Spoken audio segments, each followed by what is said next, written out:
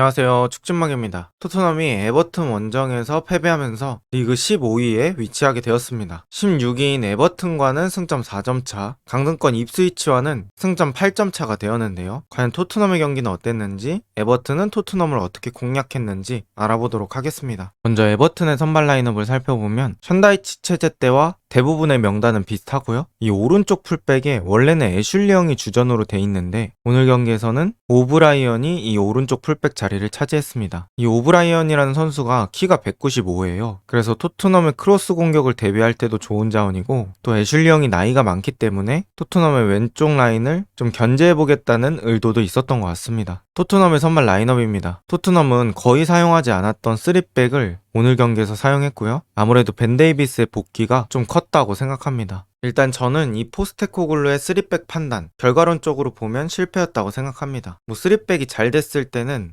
포스테코글루의 3백이 신의 한 수였다 이런 얘기가 나올 수 있겠지만 결과적으로 전반전 시간을 버린 셈이 됐고요. 경기 중에 토트넘이 앞서고 있을 때 미드필더 한 명 빼고 센터백 한 명 넣으면서 임시적으로 3백을 하는 거랑 이렇게 처음부터 3백을 하는 건 공격에서 많은 차이가 있다고 생각을 하는데요. 그런 수비적인 교체를 할 때는 버티기가 목표이기 때문에 단순하게 가져갈 수 있지만 3백으로 90분을 운영한다는 건 후방 빌드업도 많이 바뀌고 선수들의 움직임도 많이 바뀌고 여러 가지 면에서 변화가 있습니다. 근데 이렇게 승점 1.1점이 급한 상황에서 제대로 된 훈련 없이 갑자기 들고 나온 3백 카드는 제대로 효과를 내기가 어려웠죠. 일단 저는 3백으로 바꿨을 때는 잘 도와주는 체계가 중요하다고 생각을 하는데요. 3백이라는 건 4백일 때보다 미드필더의 숫자를 하나 빼고 센터백을 하나 추가시킨 거잖아요. 그래서 중원에는 이렇게 2명의 미드필더만 남고요. 상대 미드필더가 3명일 때는 중원 미드필더들이 수적 열세에 취하면서 어려운 상황이 생길 수 있습니다. 그랬을 때는 중원 싸움을 위해서 메디슨이 내려와 준다든지 쿨루셉스키가 내려와 준다든지 센터백들도 적극적으로 붙어주면서 서로 도움을 줘야지 상대에게 숫자로 눌리지 않을 수 있거든요. 그런데 이런 것들은 단기간에 해결되는 문제들이 아니잖아요. 여러 번의 훈련을 통해서 개선이 되어야 하는 부분인데 오늘 토트넘은 말 그대로 숫자만 3백인 걸 가지고 나왔다는 느낌이 많이 들었습니다. 에버튼이 모예스 감독으로 바뀌고 나서 이번 경기가 두 번째 경기인데요. 감독이 바뀌었지만 아무래도 에버튼 특유의 롱볼 축구라는 팀 컬러는 남아있는 상태겠죠. 오늘도 그 색깔이 드러났다고 생각을 합니다. 롱킥을 때려놓고 거기서 공이 떨어지면 그쪽으로 에버튼 선수들을 집중시켜서 거기서 세컨볼 싸움을 하는 구조로 게임이 진행됐는데요. 지금도 그런 상황이고요. 그레이가 사르에게 줍니다. 그리고 사르가 여기서 압박당하는데 옆에 있는 베리발에게 짧게 줬어야 했는데 패스미스를 하고 맙니다. 이건 에버튼이 압박을 잘했다고도 볼 수 있고요. 사르가 공을 줄 때가 마땅치 않은 것도 있었습니다. 중원에는 사르 베리발밖에 없어서 계속해서 압박에 취약한 구조가 완성이 되었습니다. 그리고 그 공을 에버튼이 잘 챙겨서 게예가 르윈에게, 그레이가 뒤늦게 붙고요. 여기서 칼버트 루인이 토트넘 수비 3명을 상대하면서 환상적인 개인기로 슈팅각을 만들고 니어포스트로 깔끔하게 득점을 성공합니다. 이 칼버트 루인이라는 선수가 이 득점 전에는 9월에 득점을 했어요. 그래서 엄청나게 골 감각이 떨어져 있는 상태인데도 토트넘 선수들은 르윈에게 당해줬고요. 지금 현재 토트넘 상태를 보여주는 실점이라고 볼 수 있겠습니다. 미드필더 하나 빼고 센터백을 하나 늘렸는데 수비는 수비대로 안 되고 중원에서는 수적 열세로 중원 싸움도 안 되면서 토트넘은 3백의 단점만 가져가는 구조가 되었고요. 에버튼의 압박을 빠져나가는 데만 시간을 계속해서 소비했습니다. 그리고 이런 3백은 토트넘이 상대의 전방 압박을 빠져나가는 방식에서도 문제를 일으켰습니다. 이게 원래 토트넘의 4백일 때의 후방 빌드업 장면이라고 생각해 보겠습니다. 보통 이렇게 골키퍼가 공을 가지고 있으면 좌우 센터백이 좀 벌려주고요. 그리고 비수마 같은 공을 받아주는 선수가 한 명 내려오면서 이런 식으로 3자 패스로 풀어가는 장면들이 많습니다. 토트넘 선수들은 아무래도 이런 빌드업을 한 시즌 반 정도 해왔기 때문에 3백일 때보다는 훨씬 더 익숙할 거고요. 하지만 오늘 3백은 뒤쪽에 있는 선수들에게도 익숙하지 않았고요. 에버튼이 압박을 걸 때 결국에는 돌려서 골키퍼의 롱킥이 나올 수밖에 없었습니다. 그럼 이 롱킥을 주로 받는 선수는 누굴까요? 바로 손흥민입니다. 오늘 원톱 자리에서 손흥민이 타코우스키 같은 선수와 대결을 많이 했는데요. 손흥민이 애초에 공중볼 경합을 즐겨하지 않는 타입인데다가 타코우스키는 프리미어리그에서 짬이 있기 때문에 손흥민을 잘 이겨냈고요. 토트넘은 이렇게 롱볼로 빠져나가더라도 쉽게 앞쪽으로 공을 전개시키지 못했습니다. 오늘 경기 전반전에서는 마치 3백의 단점만 계속해서 느껴지는 것 같았는데요. 3백으로 후방 빌드업을 해보자니 잘 안 되고, 그래서 롱킥이 나오고, 그런데 원톱은 공중볼 경합이 안 되는 손흥민이고, 또 양쪽 윙어들의 지원 체계도 없어서 중앙 미드필더가 2명으로서 상대 미드필더보다 1명이 적고요. 계속해서 고립되는 상황들이 많이 나옵니다. 포스테코글루가 3백의 어떤 면을 보고 3백 카드를 들고 나왔는지 사실 이해가 잘 가지 않았고요. 경기 내내 계속해서 답답한 전반전이 지속되었습니다. 또 손흥민의 개인적인 컨디션도 언급을 안 할 수가 없습니다. 토트넘이 전반전에 어려운 상황 속에서도 큰 기회를 2번 정도 잡았는데요. 손흥민답지 않은 조금은 늦은 슈팅 타이밍 때문에 여기서 슈팅을 하지 못하고 공을 뺏겨버리기도 했고요. 클루셉스키의 완벽한 컷백에서 손흥민이 다소 평범한 슈팅을 날립니다. 사실 이 상황에서 무조건 넣어라 이건 아닙니다. 하지만 슈팅이라도 조금 더 제대로 맞았으면 후회가 덜했을 텐데 조금은 힘이 실리지 않은 슈팅이었고요. 확실히 우리가 알던 손흥민의 느낌은 아니었습니다. 두 번째 실점 장면에서도 토트넘 3백의 한계를 느꼈습니다. 4백일 때와 3백일 때 토트넘의 전방 압박 체계는 다를 수밖에 없고요. 당연히 선수들이 이 압박에 적응하기 전입니다. 그레이, 사르, 자기가 잡아야 될 선수에 대한 혼란이 생기면서 압박 타이밍이 늦어졌고요. 은디아이는